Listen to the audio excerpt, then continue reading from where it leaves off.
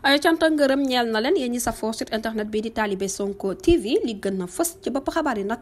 dañu koy door rek Pastef Touba bi nga xamante ne rek jot na dajale lu toll ci 14 500 000 ki ko xam ne nag di Cheikh Thioro Mbacké ngir jàppale bu baax candidature kii di Bassirou Diomaye Faye keneen ku taxaw tem rek ngir xeex nag Macky Sall du kenn rek du soxna Aminata Touré mi nga xamante ne rek da dinay fekk ji coalition candidat bi di Bassirou Diomaye Faye ngir mën koo jàppale kii di Aïda Mbodj nag mel ni ko koy feelu rek moom tamit moom gayndek Bambey gi nee na nag pare na rek pour rejoindre Bassirou Diomaye Faye ci élection présidentielle yu den ma ci atum 2024 ngir mën a nag daal di rëq ndigg coalition bi ñu dippee Benno Bokk Yaakaar ba tey rek wàllum li nga xamante ne moom mooy ralliement kii di Mariam Soda Ndiaye nekk président majeur moom tamit pare na rek pour jàppale kii di Bassirou Diomaye Faye